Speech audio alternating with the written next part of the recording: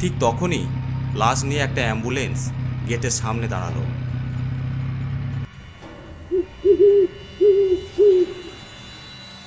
Driver নেমে জিজ্ঞেস করলো, কি ব্যাপার, আপনারা এত রাতে এখানে কি করছেন? আপনারা কি লাশ দাফন করবেন? হ্যাঁ, একটা বেওয়ারিশ লাশ আছে, দাফন করে চলে যাব। আমির তখন ড্রাইভারকে সমস্ত ঘটনা খুলে বলল।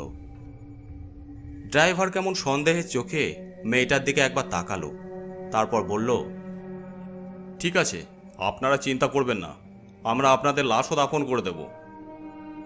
না না, কাউকে দরকার পড়বে না, আমি নিজেই করব।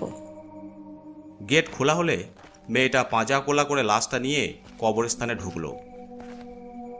অন্য কাউকে হাতও লাগাতে দিল না।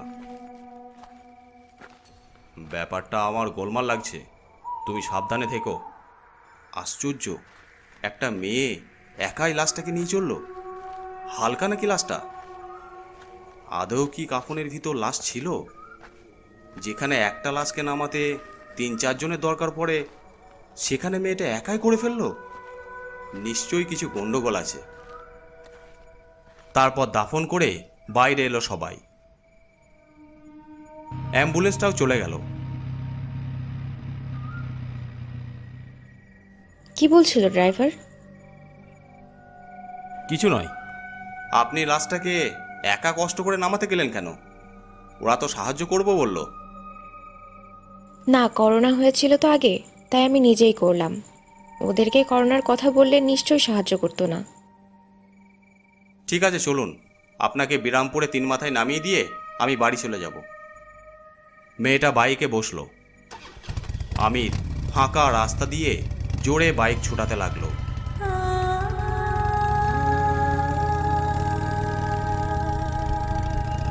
এক সময় সেই 3 মাথার মোড়ের কাছে এসে পৌঁছালো। আপনি এখানে নামবেন তো? হ্যাঁ, এখানেই নামবো।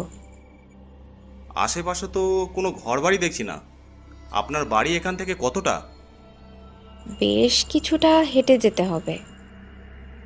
ভাবলো মেয়ে মানুষ, এত রাতে এইভাবে একা নামিয়ে চলে যাওয়া ভুল হবে, তাই বলল, ঠিক আছে, আমি আপনাকে বাড়ি পর্যন্ত পৌঁছে দিয়ে আসছি। যাবেন? তাহলে তো খুব উপকার হয়। তারপর আমির আবার বাইক চালাতে শুরু করলো। ঝোপ জঙ্গলের ভিতর দিয়ে বাইক এগিয়ে যাচ্ছে। রাস্তাটা মাটির, চারপাশে ঝোপ ঝাড়ে ভর্তি। কি ব্যাপার, আপনি এই ঝোপ জঙ্গলের ভিতর কোথায় থাকেন? সামনেই আমার বাড়ি। কিছুটা যাওয়ার পর ছোট্ট একটা কুটির দেখতে পেল আমির। হ্যাঁ, এইখানে দাঁড়ান, এটাই আমার বাড়ি।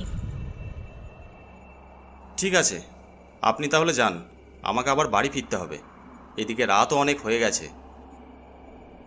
আপনি আমার অনেক উপকার করেছেন, তাই বলছিলাম এত রাতে আর বাড়ি যেতে হবে না। রাতটুকুন এখানে কাটিয়ে সকাল সকাল বেরিয়ে পড়বেন।